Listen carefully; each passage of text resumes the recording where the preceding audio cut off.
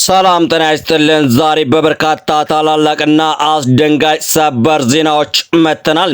ከትግራይ ፖለቲካ ፍጥጫ እስከ ቀጠናው ወታደራዊ ውጥረት፣ ከኢትዮጵያ ባህር በር ስኬት እስከ ኬንያ ደም አፍሳሽ ተቃውሞ ድረስ ያሉትን መረጃዎች ፈጥነን እንመለከታለን። እስከ መጨረሻው አብራችሁን ቆዩም። በቅድሚያም ቪዲዮ ላይክ፣ ሰብስክራይብ በማድረግ ጀምሩትም። በአዲስ መልክ በተመሰረተው የትግራይ የለውጥ ምክር ቤት መድረክ ላይ አቶ ጌታቸው ረዳ ያደረጉን ንግግር የፖለቲካውን አየር አጋግሎታል። በአጭር ጊዜ ውስጥ ወደ መቀሌ እንደምንገባ በውስጥ ምንም አይነት ጥርጣሬ የለኝም በማለት ዋና ከተማ መልሶ ለመቆጣጠር ከፍተኛ ቁርጠኝነት እንዳላቸው በሙሉ ልብ በሙሉነት አውጇል። ይሁን እንጂ ይህ መግለጫ ዝምታ አልተመረጠበትም። ከህወሓት ቃል አቀባይ አቶ ሚካኤል አሰግዶም የተሰጠው ምላሽ እጅግ የበረታና ፊት ለፊት የተጋረጠ ፍጥጫ መሆኑን ያሳየውናል። ዝርዝሩንም ይዘነዋል።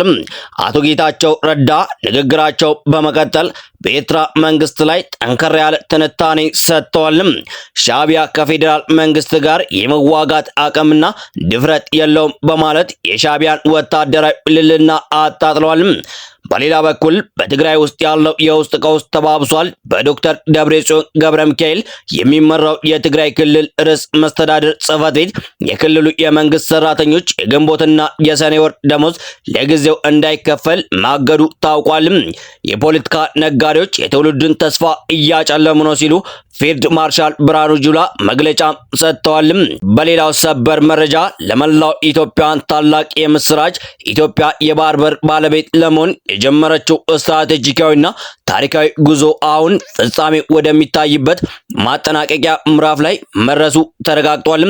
ይህ ታሪካዊ እርምጃ የሀገሪቱን ኢኮኖሚና የጂኦፖለቲካዊ አቅም ሙሉ ለሙሉ የሚቀይር ነው ተብሏል። የግድያ ሙከራ ተደርጎባቸው የነበሩትና ለዓመታት በአደባባይ ያልታዩት የቀድሞ የኤርትራ ኢነርጂና ማዕድን ሚኒስትር ጀነራል ስብሃት ኤፍሬም ከ8 ዓመታት በኋላ ለመጀመሪያ ጊዜ በኤርትራ ቴሌቪዥን ላይ ቀርበዋል። ጀነራሉ የታዩት ፈንቅል በተሰኘው ታሪካዊ ዶክመንተሪ ፊልም ላይ ሲሆን ይህ መታየታቸው በብዙዎች ዘንድ ትልቅ መነጋገሪያ ሆኗል።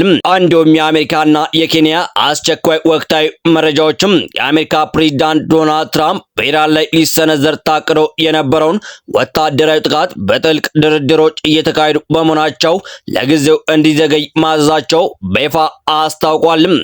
በነዳጅ ዋጋ ጭማሪ ምክንያት በኬንያ በተነሳው ኃይለኛ ተቃውሞ የመንገዶች መዘጋጋትና የትራንስፖርት መቋረጥ የተከሰተ ሲሆን በሚያሳዝን ሁኔታ የአንድ ሰው ሕይወት ማለፉ ተረጋግጧል። እንደሚከተለውም ዝርዝር መረጃዎችን እናስደምጣችኋለን። ሰብስክራይብ በማድረግ አብራችሁን ቆዩም። ወደ ዝርዝር መረጃዎችም ገብተናልም። አቶ ጌታቸው እርሳቸውና ደጋፊዎቻቸው ከመቀሌ የወጡት በትግራይ ህዝብ ላይ ተጨማሪ መከራና የደም መፍሰስ እንዳይደርስ እንዲሁም የህዝብ ንብረት ሙሉ በሙሉ እንዳይወድም በትዕግስትና በኃላፊነት በማሰብ እንደነበረ ገልጿል። አቶ ጌታቸው ይህን አስመልክተው ሲናገሩ ህዝብ ዋናው አካል በመሆኑ የእርሱን ደህንነት ለመጠበቅና ንብረቱ እንዳይበክን በማሰብ ነው ከመቀሌ የወጣ ነው ሲሉ በወቅቱ የነበረውን አስገዳጅና ህዝባዊ ውሳኔ በቁጭት አስታውሷል። በአፋርና በትግራይ ድንበር አካባቢ ከትግራይ የተሰባሰቡ ታጣቂዎች እንዳስቀመጡ የሚነገርላቸው እነጌታቸውና ጻድቃን በወታደራዊ አቅም በዶክተር ደብረጽዮን የሚመራው መንግስት እንጥላለን እያሉ ይገኛሉ። በህዝቡ ስም የሚነግዱ ብለው የጠሯቸው አካላት ባለፉት ዓመታት የህዝብንና የክልልን ከፍተኛ ገንዘብና ሀብት ያላንዳች ርኅራኄ የዘረፉ የሙስና መረቦች ትግራይን ወደ ከፋ አደገኛ ገደልና መስቀልቅል እየመሯት ነው በማለት በጽኑ ኮንኗል። ይህንን የህወሓት ጥፋትና የብልሹ አሰራር ጉዞ በአስቸኳይ ለማስቆም በአፋር ክልል የሚንቀሳቀሰው የታጠቀ ኃይል ጨምሮ ሁሉንም ወገኖች በማስተባበር ትግራይን ከተጫነባት የቡድን አምባገነንነት ነፃ ለማውጣትና በቅርቡ በድል አድራጊነት ወደ መቀሌ ለመመለስ ያላቸውን እቅድ ፍጹም የማይጠፋ መሆኑን በታላቅ ቁርጠኝነት ገልጸዋል። ይሁን እንጂ ይህንን የአቶ ጌታቸው ረዳን የልበ ሙሉነት መግለጫ ተከትሎ ከህወሓት ቃል አቀባይ ከአቶ ሚካኤል አሰግዶም የተሰጠው ምላሽ እጅግ የበረታና ፊት ለፊት የተረጋገጠ ነበር። ቃል አቀባዩ የብሔራዊ ክህደትና የጭንቀቶቹ መግለጫ ሲሉ በጽኑ ኮንነዋል። አቶ ሚካኤል አሰግዶም በሰጡት በዚህ ምላሽ ጌታቸው ላይ የሚታየውን እንቅስቃሴ ከፍተኛ ውስጥ አለመረጋጋትና ከሊና ወቀሳ የመነጨ መሆኑን በመግለጽ ጠንከር ያሉ ቃላትን ተጠቅመዋል። ቃል አቀባዩ በማስመልከትም በሌሊት በተኛበት ታልማለህ፣ ከዚያም የመቀሌ መንደሮች ይታዩዋል። ያኔ ክህደት ፈጽመ ወደ አዲስ አበባ የመጣ መሆኑን እንደገና ታስባለህ፣ ከዚያም ህሊና ይወቅስና ታብዳለህ በማለት የአመራሮች ስነ ልቦናዊ ሁኔታ ገልጸዋል። ነገ መጣው ከነገ ወዲያ መጣው እያልክ ተፎክራለህ፣ ታውጃለህ፣ ይህም አይሳካም፣ ከባድ ነው ካሉ በኋላ ወደ ሌላ እብደት በመሸጋገር መባረቅና ነጎድጓድ እንዲረዳቸው መማፀን እንደሚጀምሩ ተናግሯል። ይህን ሁኔታ የተረበሸ ህይወት፣ የባከነ ማንነትና አደጋ ላይ የወደቀ ህልውና መግለጫ እንደሆነ ገልጿል። በመጨረሻም ወደ መቀሌ መግባት የሚቻለው በይቅርታና በትግራይ መንግስት ፍቃድ ብቻ መሆኑን ቃል አቀባዩ አቶ ሚካኤል አሰግዶም አስገንዝቧል። እንዲህ አይነቱ በፉከራ የታጀበ አካሄድ መቀሌ ከመግባት ባለፈ በአሁኑ ወቅት በአዲስ አበባ ለመኖርም ዋስትና የማይሰጥ የጭንቀት መግለጫ መሆኑን በመጥቀስ ምላሻቸውን አጠቃሏል። የህወሓት ቃል አቀባይ የሆኑት አቶ ሚካኤል ምላሽና የአቶ ጌታቸው ረዳ በምክር ቤቱ መክፈቻ ላይ ከሰጡት ንግግር በኋላ ወደ ትግራይ የተሰማ የመጀመሪያው ምላሽ ነው። በተያያዘም አቶ ጌታቸው ረዳ አዲስ ተመሰረተ ለተባለው የትግራይ ለውጥ ምክር ቤት ላይ ባደረጉት እጅግ አነጋጋሪ ንግግር ስለ ኤርትራ መንግስት ሻዕቢያ ወቅታዊ አቋምና ወታደራዊ አቅም እጅግ ጠንከር ያለ መረጃ ሰጥተዋል። አቶ ጌታቸው በንግግራቸው ወቅት ሻዕቢያ የፌዴራል መንግስት ጋር የመዋጋት አቅምና ድፍረት የለውም በማለት የኤርትራ መንግስት ከኢትዮጵያ ፌዴራል መከላከያ ሰራዊት ጋር ፊት ለፊት ለመጋፈጥ የሚያስችል ወታደራዊ ልዕልናው ሆነ ልበሙለት ድፍረት ፈጽሞ እንደሌለው በይፋ ተናግሯል። የአቶ ጌታቸው ንግግር በኤርትራ ድንበር አካባቢ በራያና በወሎ በኩል ስላለው ወቅታዊ ደህንነት ሁኔታ የሚነገሩትን የተጋነኑ ወሬዎች ሙሉ በሙሉ ለማፍረስ የታለመ ነው። አክለውም በአሁኑ ወቅት የሻዕቢያ ስጋት በትግራይ ህዝብ ላይ የስነልቦና ጫና ለመፍጠርና ክልሉን ይበልጥ ለማዳከም የሚደረግ የፕሮፓጋንዳ አካል እንጂ ከፌዴራል መንግስቱ ጋር ወደ ቀጥተኛ ጦርነት ለመግባት የሚያስችል አቅም እንደሌለው ሀሳባቸውን ሰጥተዋል።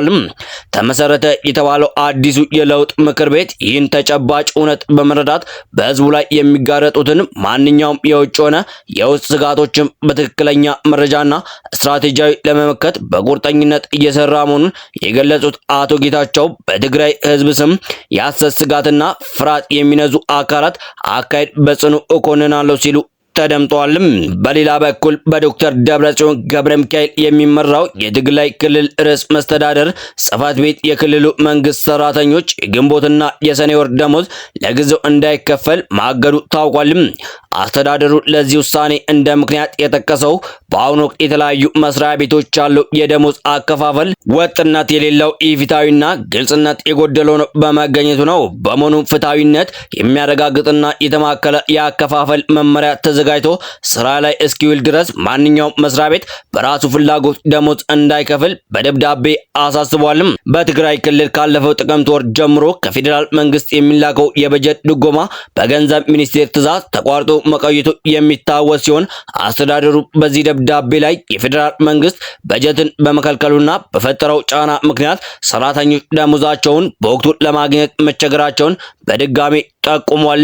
እንዲሁም የፖለቲካ ነጋዴዎች የትውልድን ተስፋ እያጨለሙ ነው። ፊልድ ማርሻል ብርሃኑ ጁላ የኢፌዴሪ ኢታማዦር ሹም ፊልድ ማርሻል ብርሃኑ ጁላ በታንዛኒያ በተካሄደው የሰላም ድርድር እንዳይሳካ ከጀርባ ሆነው የአሴሩ ኃይሎች የጦርነት መራራ ውጤትም በተግባር ያላዩና የህዝብን ስቃይ ለፖለቲካ ትርፍ የሚጠቀሙ አካላት መሆናቸውን ገልጸው እነዚህ ኃይሎችም እኛ እናውቋቸዋለን በሚል የተሳሳተ ተስፋና የፖለቲካ ማታለያ ወጣቶች ወደ ጫካ እንዲገቡ አድርገው በመጨረሻም ህይወታቸውንና የወደፊት እጣ ፋንታቸውን ለከፍተኛ ዋጋ እንዳስደረጓቸው ተናግሯል። የኢትዮጵያ ህዝብና ወጣቶች ከነዚህ የፖለቲካ ነጋዴዎች ሴራ በመውጣት ለሀገራቸው ሰላምና በብልጽግና በጋራ እንዲቆሙ ጥሪ አቀርበዋል።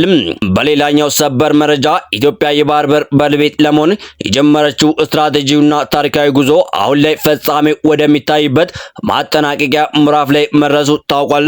ከመንግስትና ከዲፕሎማሲ ከዲፕሎማሲያዊ ምንጮች የተገኘው መረጃ እንደሚያመለክተው የባህር በር የማግኘት ሂደት ጫፍ ላይ የደረሰ ሲሆን አብዛኞቹ አስፈላጊ የሆኑ ህጋዊና አስተዳደራዊ እርምጃዎች በውስጥ ተጠናቀው ለማጠናቀቂያው ታሪካዊ ርክክብ ዝግጅት እየተደረገ ይገኛል።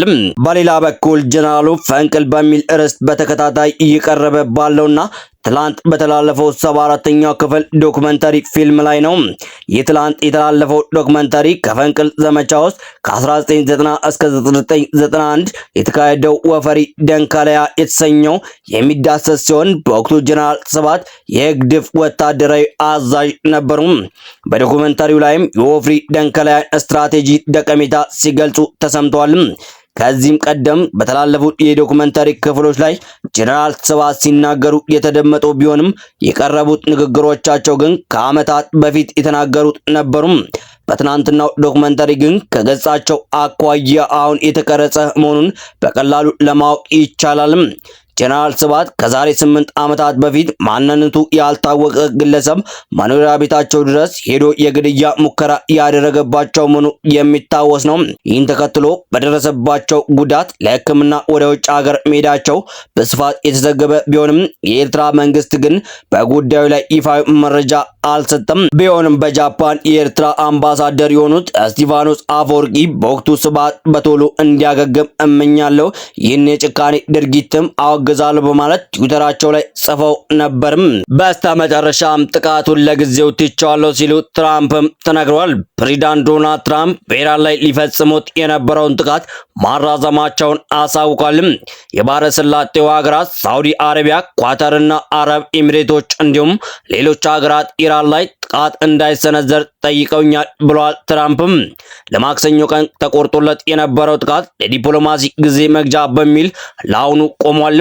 በእርግጥ ጥቃቱ ለሁለትና ለሶስት ቀናት ያህል እንደተራዘመ መነገሩ ያናል ዘላቂ ሰላም ላያመጣ ይችላል። ፔንታጎን ቢያንስ ለአሁኑ እርምጃ እንዳይወሰድ በትራምፕ ታዟል። ትራምፕ ኢራን ጋር ያለው ውይይት በጎ ባለመሆኑ ነገ ወደ ጥቃቱ እንመለሳለን በሚል ዝተዋል። የትኛውም ስምምነት ኢራን ኒኩለር ቦምብ እንድትታጠቅ ማድረግ አለበት የሪፐብሊካኑ እምነት ነው። ፕሬዝዳንት በትሩዝ ሶሻል ሚዲያቸው ላይ ተቀባይነት የሌለው ሐሳብ ኢራን የምታቀርብ ከሆነ የጦር ሚኒስቴሩ ፔንታጎን ወደ ጥቃት ለመመለስ በተጠንቀቅ ላይ እንዲቆም አዘዋል። ትራምፕ ማክሰኞ የያዙት ጥቃት አራዘሙ እንጂ ኢራን ላይ መጠነ ሰፊ ጥቃት ለማድረስ አሁንም ተዘጋጅቷል ተብሏል። ኢራን የመደራደሪያ ነጥቧን በፓኪስታን በኩል ለአሜሪካ መላኳም የሚዘነጋ አይደለም። እንዲሁም በኬንያ የተነሳ ተቋሙ የአንድ ሰው ሕይወት አልፏል። በነዳጅ ዋጋ ላይ የተፈጠረውን ጭማሪ በመቃወም በዛሬው ዕለት በኬንያ ተቃውሞ ተነስቷል። በዚህ ተቃዋሚዎች መንገደኞች ላይ ጎማ በማቃጠል ድንጋይ በመደርደር እርምጃ በመውሰዳቸው የሀገሪቱ ትራንስፖርት ሙሉ በሙሉ በሚባል ደረጃ ተቋርጦ ውሏል። እስካሁን ባለው መረጃ አንድ ተቃዋሚ በፖሊስ በተወሰደ እርምጃ የተገደለ ሲሆን 6 ፖሊሶች ደግሞ ቆስለዋል። በዚህ ተቃውሞ የተነሳ ከኢትዮጵያ ጭነት ይዘው ይጓዙ የነበሩ መኪናዎች ሙሉ በሙሉ በኢሶሎ ከተማ ውስጥ ለመቆም ተገዷል። ለዚህም ተቃውሞ ምክንያት የሆነው በመካከለኛው ምስራቅ ባለው ቀውስ የተነሳ የኬንያ መንግስት ባለፈው ሳምንት በነዳጅ ዋጋ ላይ የ23.5% ጭማሪ ማድረጉ ነው። የተረጋገጡ መረጃዎች እንዲደርሳችሁ ሰብስክራይብ በማድረግና ሐሳባችሁን ኮመንት ላይ በማስፈር ቤተሰብ ወይኑም